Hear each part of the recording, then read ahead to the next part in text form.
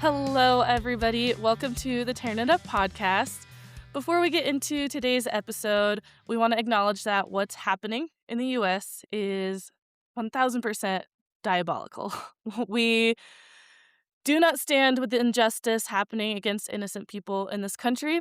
Our conversation today isn't necessarily going to be completely wrapped around that, but I think it was important to acknowledge this and to tell you all that we're here if anyone needs a friend to chat with or if anyone is confused about where we stand on human rights.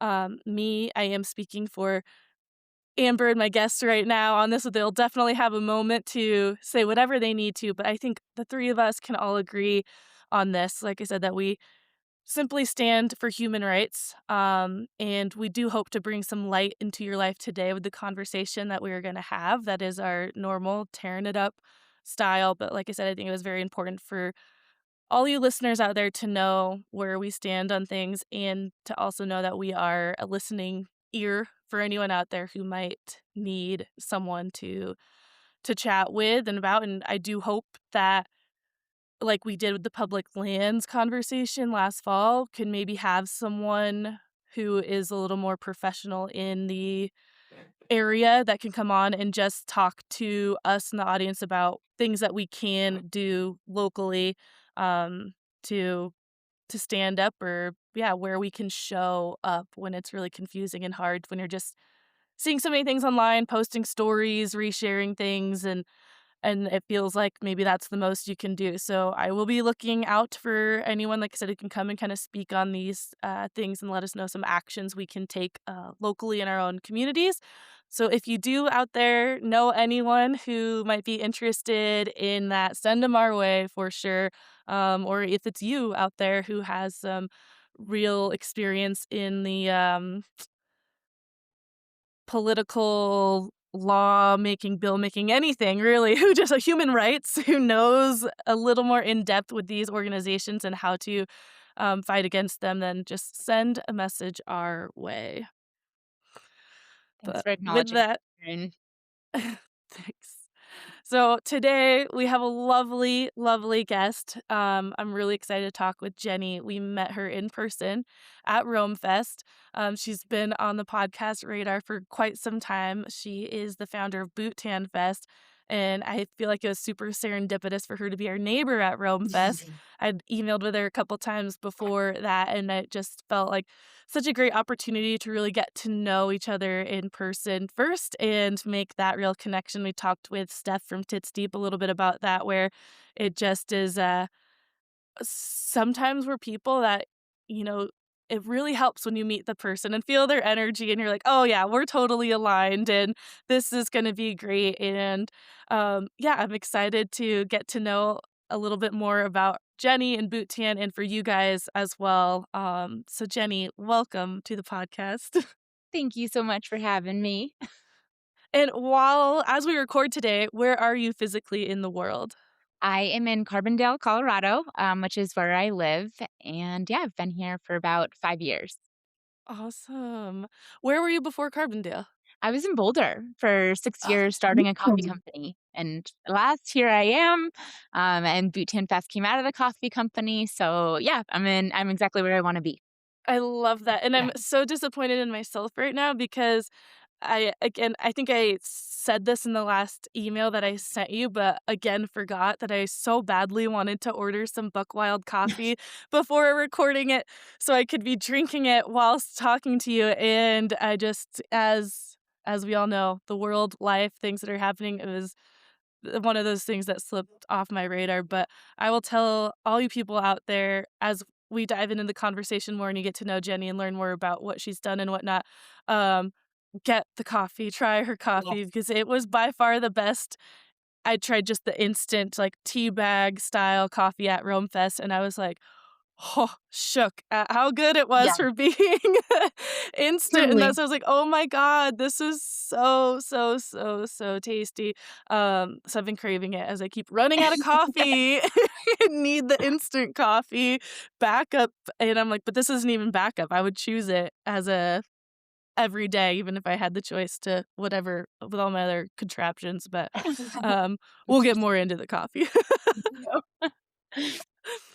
All right. Well, speaking of that and getting like peeling back the layers, we're going all the way back. Like before Colorado, where were you? And we'll get into how you even got to Colorado and those things.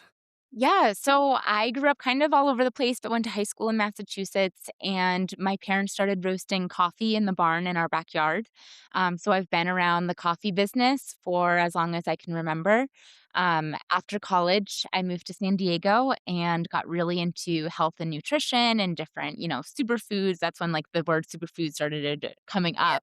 And I was working at a bar at the time, a brewery, and I asked if I could keg some of my own coffee, like my parents' cold brew coffee recipe. They said yes. And so I started infusing coffee with different superfoods, goji berries, cacao nibs, mushrooms. It was before, a lot of this Yum. was really trendy. And I put it on tap on nitro. And that's where I came up with the concept to do a nitro superfood coffee.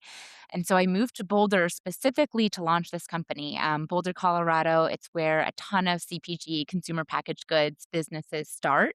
It's a really awesome community of people wanting to create better for you food systems. And so it was in Boulder where I launched a nitro cold brew coffee company. And it was really scrappy at first, but then it became really serious and we raised a bunch of money. We were in over 300 locations. And I ended up having to sadly shut that company down because of a lot of different reasons. But when I was in that industry, I was delivering myself. We couldn't afford distributors. So Bluebird Backcountry in Kremlin, Colorado was one of our customers. And so I was delivering there. And every time I delivered coffee, they allowed me to take a backcountry lap. So we started, befriending all of the staff and the employees. And on the Nitro Cold Brew can, our logo was a cute little outline drawing of a woman naked skier. Um, that my business partner at the time had designed. It was the cutest, cheekiest branding you've ever seen. And so we decided, we've got to walk the walk. So we Yep. asked the Bluebird staff if we could do an after hours private naked lap with women. They said yes. And we kind of just put up a sign. There wasn't really a lot of advertising around it, but we were like, oh, meet here 3 p.m. for a secret ladies lap. And Bluebird Backcountry was so good and respectful, and they all kind of stayed down. And 27 women actually showed up to do a backcountry lap, all strangers. I knew two women there. And so, yeah, we skinned up and we got to the top. Everyone was just kind of standing around, and I was like, No well, pun intended. yeah. I'm Skin. like, I guess if this was my idea, I've got to be the first one to strip. So I just like took my shirt off and then my pants. And everybody followed and dropped suit, and we all skied down together, and the feeling of collective joy, unbridled joy was just so hard to beat. I've never experienced anything like that, and I think any of the 27 people who were there would say the same thing. So the following year, we made an event out of it. We invited some of our friends who are singer-songwriters. We invited some local brands there, like women-owned brands, and we had our first, like, mini backcountry festival, but 250 women and non-binary people showed up. At the Um, first one? the very first one, Wow. and everybody camped in the parking lot. At the following year, it doubled in size. We had 450, and then Bluebird Backcountry shut down. Kind of same with, my coffee company, they just ran out of funding. So I was a little nervous. I started contacting a bunch of different ski resorts to see if we could do it, but obviously it's a touchy subject, skiing naked. And a brand, Karitra, reached out before we even locked down a venue, and they said, "We love what you're doing. We want to sponsor you." So they gave me a real confident boost, and then we ended up settling with Sunlight Mountain in Glenwood, Colorado, which is kind of my hometown mountain here in Carbondale. Um, and they have just been the best.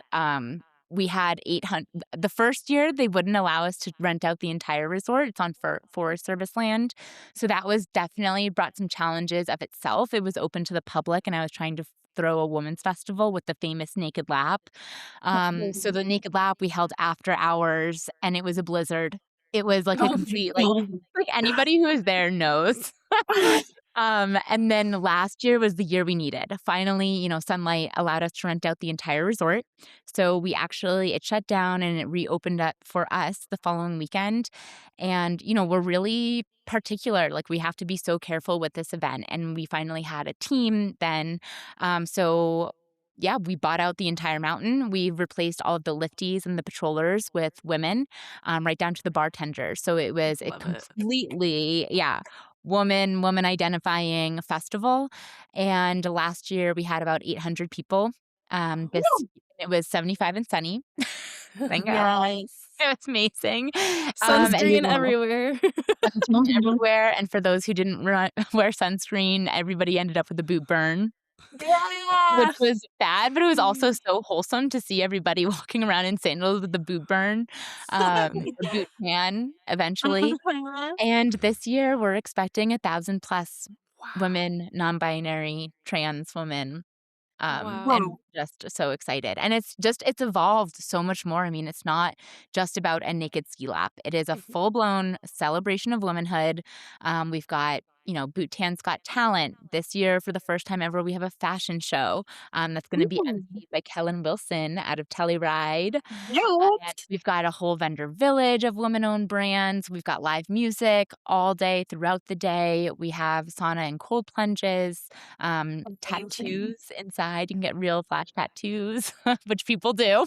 Yes, I Uh, love that. they're awesome. So, yeah, it's more of a celebration of womanhood than it is about the naked ski lap. Absolutely. Incredible. Mhm. I What an mean, so evolution. yeah. Is this the 6th year or 7th year? This will be the 6th year. Okay, 2026. I love 2026. it. I We're so love excited that. for it. And, I did just get a call from Sunlight Mountain, and, they were like, "Well, we have to come up with a plan B, like, this year, Mhm. just in case there's no snow," which is a terrifying phone call to get, but Boot Tan's team has known this. You never know what the weather's gonna do, Yeah. and we've really leaned into the music festival side of things. An all-women's music festival besides Bhutan Fest doesn't exist yet in the States, so we are leaning heavily on entertainment, and just, again, the celebration of womanhood. So even if we don't have a lot of snow, we highly recommend that you still come because it's just an event that, especially in these times right now where there's a lot of fear, um we're going to support our friends who are Mhm. trans and non-binary. I mean, since starting this festival, I have a lot of them. And I think that, yeah, we just need to show up for each other. And I think Boot Tan Fest is a pure example of using joy as resistance. Yeah. Yes. Usually when a group Yeah. of women come together, we're fighting for something, we're fighting for our rights, but there's definitely a lot of anger behind it. And Mhm. Bhutan Fest is just purely a celebration of joy and womanhood. We're not burning our bras, Yeah. this isn't like a crazy protest, like, we're just there to be with each other. Mhm. And it's quite the social experiment. I think it's everybody who shows up always says that it's their best day ever. And I genuinely believe that because it is such a safe space and welcoming space. I love that, and as I was, like, going through things in my head before we started recording today and thinking about, like, the introduction and wanting to acknowledge what was happening, I was like, "This is actually the perfect, like, trio to have today," and having you on today, Jenny, in this conversation, like, about Bhutan Fest because it is about inclusivity and supporting human rights, and, there's still it's without going into the weeds so much, it is kind of in my face right now with I think I've talked about this before on the podcast, but it's come up again in California. Truckee school competes in Nevada because of our location, but we are getting California school district is potentially making us move to California school district because there are different laws for athlete, privacy. And so, like, gender laws and what you, like, mark on your physical or whether you even have to or whatnot. And so, basically, California is saying that we are breaking California state laws by competing in Nevada because there is no athlete privacy law in Nevada. So there's a huge a lot of things happening. We're not the only school district. South Lake Tahoe and a couple other schools north of us compete in Nevada too. So for us, the reason we compete in Nevada is because of athlete safety and travel, and where we live, and having to go over mountain passes in the winter is not safe. We've been in Nevada for 40 years, but this all has to do with the gender conversation. So it's just such crazy times, and so I want to talk to more people. And, I wanna be able to talk to more people, and get people's point of views because you 100% can support people and have it feels scary to have conversations right now because you feel like if you ask a question, you might be looked at as a certain way, right? Yeah. Maybe you feel like if you even wonder or ask, are they gonna think you are an ist of any kind because you're asking these questions, right? And so creating a space where people feel safe and can learn more about each other as humans, I think is super important, because like I said, just putting things out on the internet is scary at all. Is if, like I said, if you just simply ask, then you're afraid of how people are gonna look, but you just don't know. You don't know what you don't know. So, Yes. like I said, having a space where you feel like you can learn more about people as humans and just be support and be together is so, so huge, and Mhm. it doesn't exist a lot. So, I love that you've created this space and that it creates opportunities for me and other people to learn more about other people and things and how we can have conversations again in a safe place and no one feel judged and everyone feel welcome and accepted. But I think that right now it's hard to feel like you can learn about anything that you're not familiar with. So it's and have the joy behind it. Mhm. But Yeah. joy is huge because it Mm. is so hard to have that exist when things are happening against humans and human rights. And it's like, how do I support this and this and, like, what do we do? How can we work together? How can we just Yeah. fucking work together and exist together? It is very hard to do right now. So what you've created is amazing in a Yes. world that we live in right now. Thank you. Yeah, and I wanna acknowledge, like, it wasn't just me at one point. I mean, after that first lap, at that point, it was out of my hands. It became everybody's festival, and Yeah. everybody was joining in, and I was learning so much, and you have to be, really careful about what you put out there, and, this event gets picked up by the media quite quickly, and you can never really control what the media says, so as many interviews as I've had and trying to keep, like, the naked lap at, like, the back end, it always spins around, like, the world's largest naked ski festival, and it's like, it's not a naked festival. Yeah, yeah. It's so much more than that. Yeah. But I've learned so and in that also now we're really public facing, and I have to be careful of my language, and I've Mhm. made so many mistakes over the years, and it's not the responsibility of trans women or non-binary people to educate myself Mhm. and the audience, but we have had that, and, again, I think, women, we just do it right. Yeah. It is so important for us to pay everybody their full rates, and so if I Mhm. have, and this has happened multiple times, but a non-binary person will slip into my DMs and correct me on language. Love I that. even learned, femme isn't the right correct word to use because there's a lot of mask individuals who Mhm. identify as women, and so it has been a learning experience.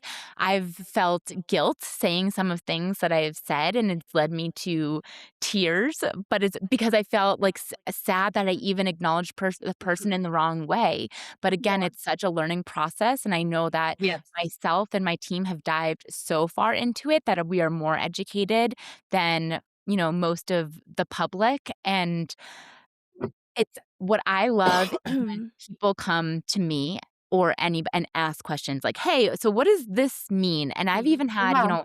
my jobs are really contradicting. I work on this women's festival, and, equal rights, all of the things, and then in the off season, I work on a cattle ranch.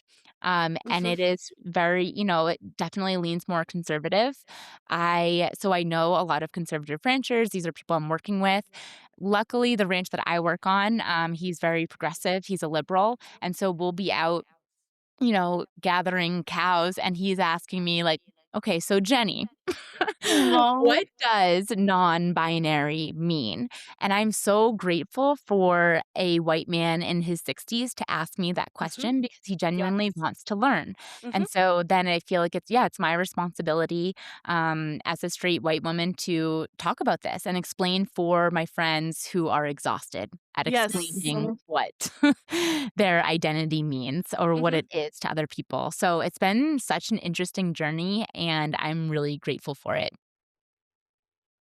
That's amazing, and I love that you've brought up that your life, right, is kind of polarizing because I feel pretty similar to I think a lot of us can, depending on where you live or what you do for work or you just may be at an event or something where people have different views. And that's what I want to kind of uh, just get the point across to many people too is that it's okay to have differing views and have a conversation, and it doesn't feel like that right now. It feels very much like, "If you believe this, I can't talk to you," kind of thing, and look, I still think there's a limit to that 100%. I do think that yes, there are some things or people beliefs, but I think first we have to be able to get to a little bit of understanding about where some beliefs may have come from.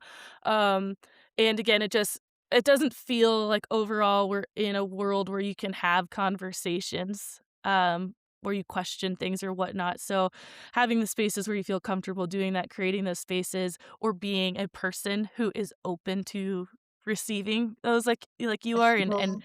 answering the questions because if someone's curious, that's I think a great sign to like, "Oh, they Yes. want to know more," right? Like, let's not shut them down, and it's something that I have to work on again, something I've talked about is just my reactiveness in general to things that I've had to take a breath sometimes when faced with someone who I think may have a different belief and like, hold on, like, let's not go off the handle yet. Let's dig a little and find out where this is like coming from. And this isn't always just any kind of political or human rights or anything. Like, this gets to the very like basic simple stuff for me that I have to like take the breath and not be as reactive with things.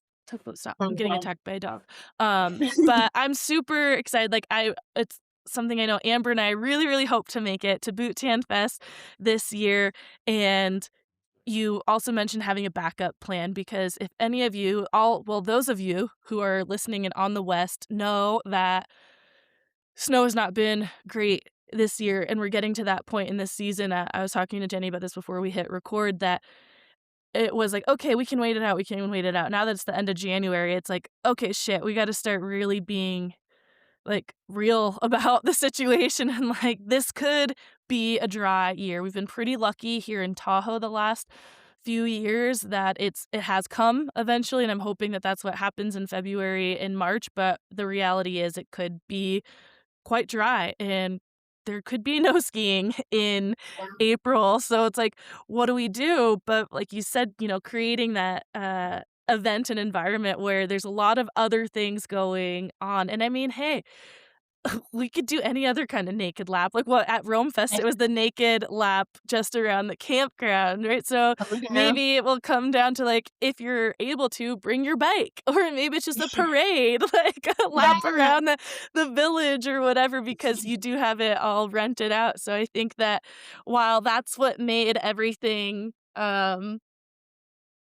I guess kind of took off, right? It was the naked ski lap and people, wanting to come for that. There's plenty of naked laps of There some kind that can be done, but there's so much more happening at the event. So, like I said, I really it's on my calendar. I have it marked off. I'm gonna start my jar of like quarters, like okay. Oh, we're gonna get you gals there. Yeah. But diving back again further into the things of just what else you've done in life and the coffee, all of this, how it led to Boot Tan Fest and working on a ranch. Like you mentioned that first coffee business having to close down. Mhm. And I'm wondering, I know you've talked about this a lot too on other podcasts and things, so you don't have to go into the full story by any means, but recently, a couple of companies I follow closely or brands have shut down, and it's always kind of jarring as the customer or something when you're like, "Wait, I didn't even know Mm. things were going this way or whatnot," but, it's also I think you go through a lot of you emotions as the human running this business that you've connected with, and I guess what I'm wondering is what that was like for you to close that down and how you were able to, like, kinda pick yourself up again and restart, because all of this has evolved to becoming Boot Tan Fest, right? So, for you closing down that first coffee company where you put a lot of love into it, I mean, you moved, like, to a different state to start this, so you had a lot invested in your heart and soul, so can you talk a little bit about, like, what that transition kinda looked like for you? Yeah, thanks for asking. Yeah, as a founder, any founder knows you pour your heart, sweat, blood, tears, everything into it. And it was so CPG, consumer packaged goods, that world is really hard to get into. It's like something like 89% of businesses fail after the first few years. Damn. And then it's even harder as a woman to get into it. Less than 1% of women get venture capitalist fundings. And so we were already up against a big monster. And yeah, we were in over 300 locations, and then we got a Kroger account to put us in nationwide. We had raised some money, and then we ran out of capital. And it was at that time that we ran out of our capital. My business partner walked away, and so I was left alone with massive amounts of debt. Over 300, or at the time, over 200 customers, and just no money. We were in debt to our co-packer. I was in debt to investors. I was in debt to myself. My business partner at the time was in debt. And so after that, I tried as hard as I could. I pitched to over 100 venture capitalists and angels trying to raise $1 million so we could fulfill the next order that was Kroger. We had two other flavors that we had worked with food scientists, and our customers never even got to try them. We had a dirty chai latte with oat milk. We Damn. had a lavender vanilla oat milk latte and Mhm. our superfood nitro cold brew, and nobody got to try that. And we worked just so hard. Yeah. And honestly, I wanted to keep going. My mental health was not great. And then an outside source actually ended up shutting down the business completely. So at that point, I was at an all-time low. Like I wish it upon nobody. I would love to talk, I've talked to so many founders, and I feel like other founders who have had to shut down their companies are almost the only ones who can really understand. Mhm. But with that, I'm generally a happy person. I have a lot of passions and hobbies. So it's like, what is the thing that is missing from my life right now that can kind of bring me back? And it was horses. So I went to a bunch of different ranches, local farms around the town, and I just asked if I could be a ranch hand. And it was honestly the horses and the silence and being by myself that saved my life. I will go right on and say that. Yeah. Wow. And so with that brought me like so much joy. And then Bhutan Fest emerged out of it. And working with all women and non-binary people, and my team is so amazing, and we're all going after the same goals. And there's this drive to make a better world. And that truly was so inspiring. And I launched Buck Wild Coffee, my coffee company now, and that's something different. It's under my parents' LLC. And so I'm helping them with marketing, and really it's just trying to get people to subscribe. That way coffee gets delivered to your door. Um, but it's so different. It's a different animal from the CPG world where you have to raise millions of dollars. It's a completely different business. So that's kind of where I landed. And to be honest, I'm a little bit burnt out from the coffee, the food and beverage world. And so I'm really, really focusing on Bhutan Fest as mostly my full-time job. And then I love the ranching. And with that has come production and producing and doing films and video shoots. And that brings me a lot of joy as well. So, yeah. I love it. I saw a post recently from you with, like, some cameras and new era Yeah. producing kinda things, like, what is going on? Is she making a film about, her story or this story, or is she behind the camera? So, yeah, if you I mean, how depending on how much you want to share, I don't know what's in the works or if you have to keep anything quiet or want to right now, but tell us a little bit about that and, like, what are doing Yeah. with that, how it So evolved. this 'Cause this I most think that it's, like, we're so something that Amber says a lot too, like, multifaceted, right? Like, as humans, we have so many passions and especially us and a lot of people on the podcast, and we're always told the narrative. We're told the narrative of like, you go to school, get a job, and that's life, right?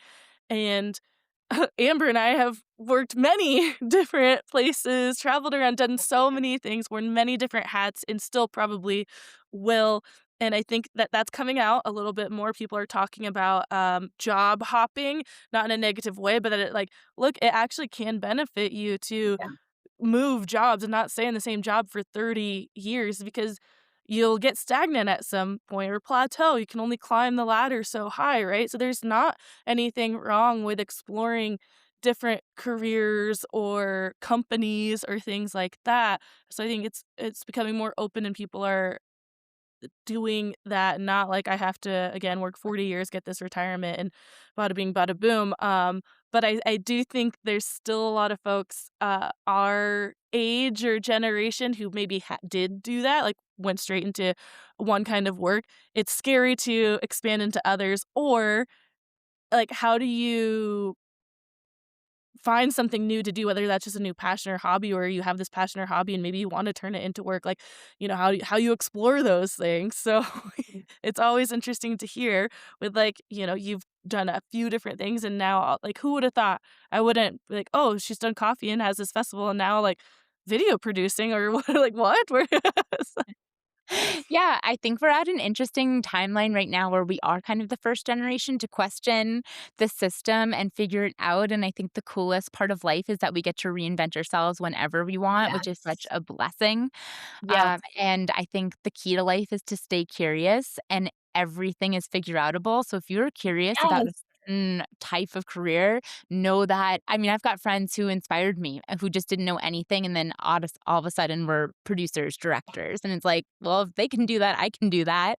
And Yes. so I think I just stayed curious. And I also think that horseback riding is really niche. I was like one of those horse girls who just stuck with it. Yeah. And got got made fun of, but now all of a sudden, thank you, Yellowstone, for making horse Yeah. girls. Now I get to, like, get paid to do what I love. So, Yes. yeah, this past weekend, I was hired as just a horse handler/competitor slash competitor in a ski-joring event, Cool. and my friends were making a film for Rivian on ski-joring, so it was a commercial, and I was hired to be, yeah, horse handler, competitor, and then with my experience in production, I was kind of like a PA on on the set too. Um, Wow. but another really interesting space is ski-joring because it brings like the not to get political again, but it brings like this like Western ranching world in with the Yes. ski world and very like two different types of characters come together. And I Wow. think it's so important to come together and to speak. But that being said, it was interesting, the announcer was saying some pretty crazy things and educating the audience that there's only two genders, stuff like right before I was about to race, I raced with another professional Mm. here and he was giving us an announcement and I would have loved for him to be like, here's Jenny Veraki, founder of Bhutan Fest, but instead it was like, here's Jenny and her partner Mackenzie, and let's not get this wrong, there's only two genders. And it's like it's just what's the so point? what's the point? And it's Thank just like so you. like, I feel like we're in a really like liberal bubble like where we live and who we talk to and surround ourselves with, so it's always very jarring when you show up to a situation and your beliefs get shut down. um Anyways, that's that's what I was doing this weekend. Wow. Wow. I actually now you've got my wheels turning in my brain. I'm like, maybe I should go into Nevada and look around what's close and find a ranch to work on because surely there's I mean, So I don't know if there's sweet. how there's still a distance away, I'm sure, like, but not super, super far, because Reno's the closest, but I'm like, "Man, that sounds so fun for, like, the summer too, because I just wanna get my hands dirty and work with animals, big animals. I I highly never encourage have, but you to I'm do like, "Man, this could yeah. actually be possible for me to do a couple days a week or something." But like you just mentioned too, it's very interesting then putting yourself in a world that is could potentially have such different beliefs. Again, not that that comes up every day, and it could be a very great learning opportunity. I'm not gonna shut that down just because typically these people have this belief, right? We can't that's what we can't do. It's like, I'm not going to support any ranch because they're typically conservative or this or that.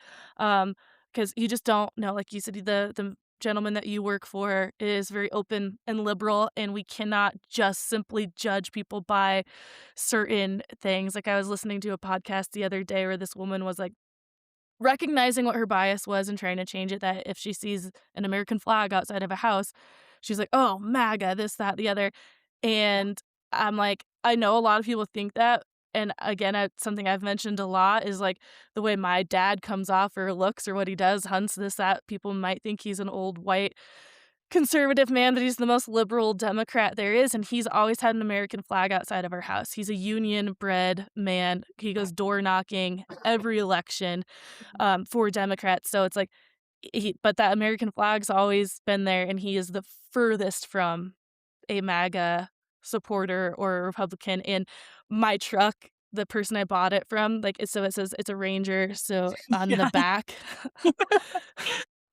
Yeah. the Ranger lettering is an American flag, and I'm like, "Man, people probably see me driving and are, like, instantly make an assumption about me because of that." But and I'm also like, "Well, but it's so interesting that we're at that point in the world where having a flag makes us One way one or the side of the other. party instead of, like, at one point we were all supporting our country." It's just so crazy again, like, but it does make you stop and think about what you're gonna do in life or who you're gonna support, but we have to, again, dig a little deeper before we completely write things off. So while I'm like, I would love to go work on a ranch, but it is also like I have to do a little more research. I wanna make sure I'm actually supporting people that support and share my same values or are open to Yeah. different things, right? And that's a conversation I had recently. By the time you guys listen to this, we'll have hopefully listened to the episode with Tori Billings where it's about how we can work and keep our core values, how we can put our, if we're passion driven people, how we can find jobs that align with those core values and Yeah. how hard it can be when you are working a job that doesn't align with that. Well, Um, Sometimes we have to, right? mhm. Sometimes we really have to do these things that don't completely align. And again, that's where I think a lot of judgment comes from these days, where some people say, no, you don't. But it's like, but some people do. They really do. There's no other option. But to put food on the table might be doing something that doesn't completely align with their core values. And Yeah. again, I just think that we got to remove some judgment Mhm.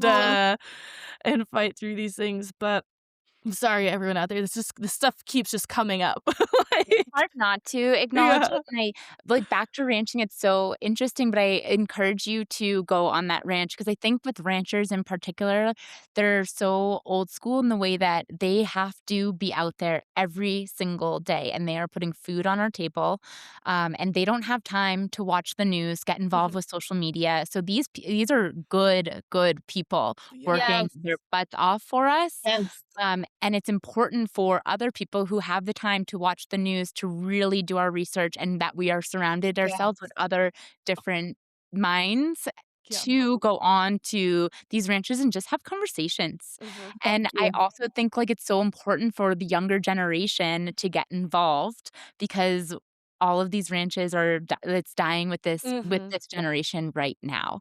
Mhm. So I highly encourage you to just like step outside of your comfort zone and get involved. And I think by them welcoming other other minds onto their property. Like, it's just conversations, it's just breaking down the barriers and getting to know everybody, and I do believe that most people have the same values and beliefs. Yes.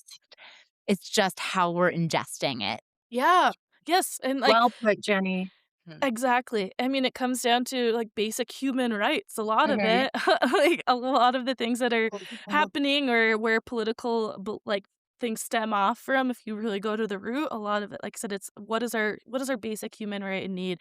Mm. Um, and we actually just got we've been talking about this for literal years and finally did it, like, we got a cow from a ranch, and Awesome. so we're super excited because, 1, a lot of listeners out there too really care about this conversation about like, where your food comes from, what you're putting into your body, health and wellness, and again, accessibility, right? A lot of people don't have the option to get organic or go buy a cow from the farmer directly, but that is something that I want to learn more about too and do as much as I can is like because, 1, it supports these ranches and um not the mass production of food and meat and the way that animals are treated, that's a humanely Mhm. treated animal.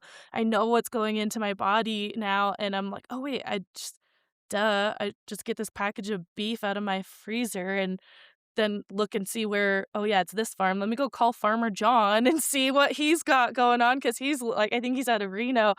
Um, and yeah, see if I can do anything there, but it feels so good now that we have this freezer full of a cow where we know where it came from, it's supporting this guy, and again, an animal that was humanely raised. I know there's also probably a lot of people out there Yeah. who maybe are vegan or vegetarian and have different beliefs, but, like I said, that's okay.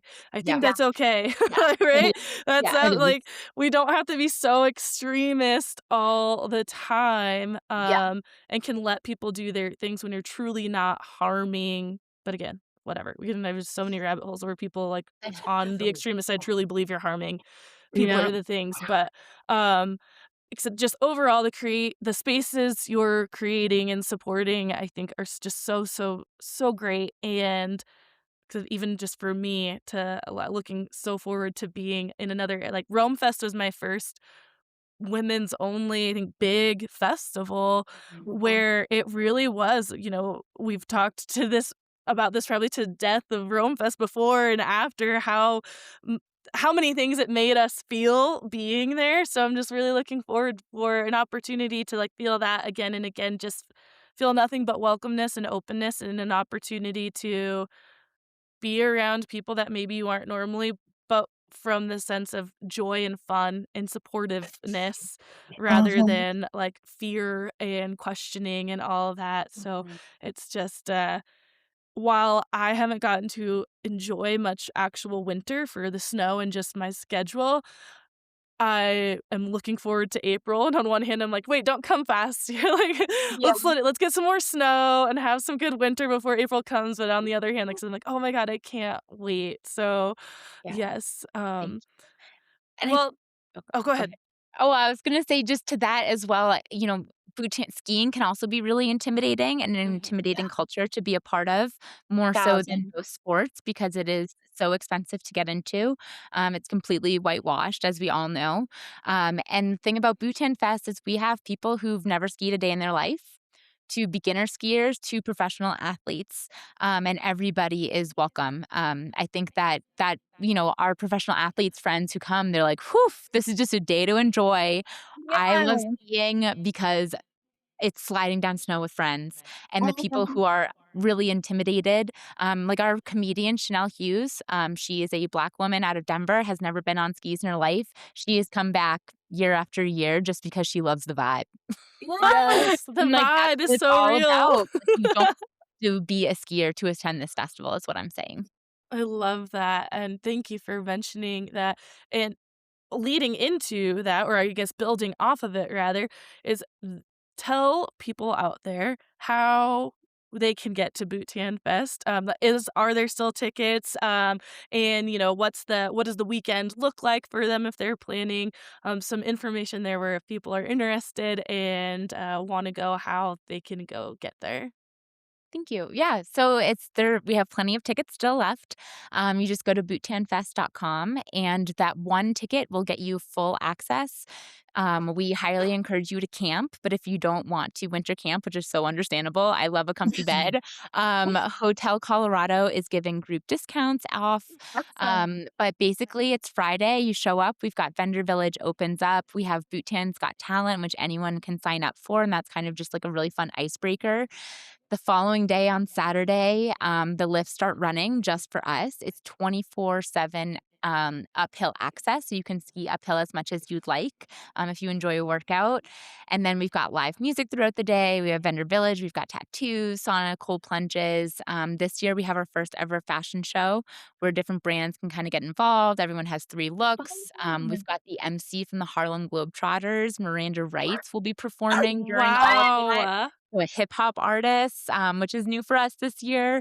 That's sick. And then, we've got performers kind of going all night. 12 o'clock noon is the naked lap. So that's when we start sending people uphill or on the chairlifts. And then Sunday, we always circle everything up by doing some live journaling by our friend Professor Slew. She's an art professor. And then there's live music to go along with that from Kathleen Hooper from Lady.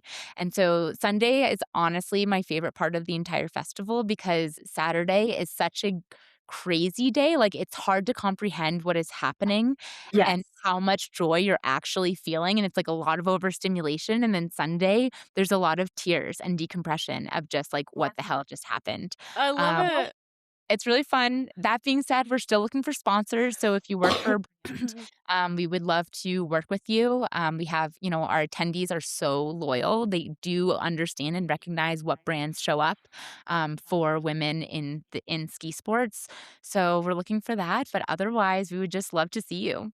I love it. I Sunday sounds amazing to me, and that is Yeah. one thing with Rome Fest Love that I that. think Amber and I both felt so much was, like, the stimulation, like, so much. We were, like I felt in a Yes. way that I didn't show up exactly how I, like, wanted to or thought I would because I was just, like, shocked at all this stimulation almost, and I was like, "Wait a second." I'm, like was, kind of peopled and thing, like, drained, I'm like, "Wow, I didn't expect it to take so much out of me," but it was also so, so, so, so, so great, but it Yes. was, like, getting home because we also had such a long travel from there too that it was just, like, nonstop for, like, a week that, it was hard to, like, decompress kind of and, like, "Okay, yeah, now it's over, I'm home, like, what happened?" So I love the decompression kinda built into their Sunday, like, "Let's get some of this out now where maybe I get the chance to be actually, like, refreshed when I get home instead of, like,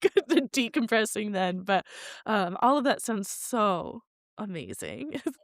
I can't wait to see you both there again. I know, I know. I mean, cold plunge, sauna, it's although I can haven't stopped thinking about those things, especially since I've been, like, had lingering cold symptoms for 2 freaking weeks, and I'm like, "All I Aw. want is a sauna." So, like, please. But, well, everybody out there listening, you've got a couple things to go check out. One is Bhutan Fest, on Instagram and online. Check it out, see if it's for you, get that ticket.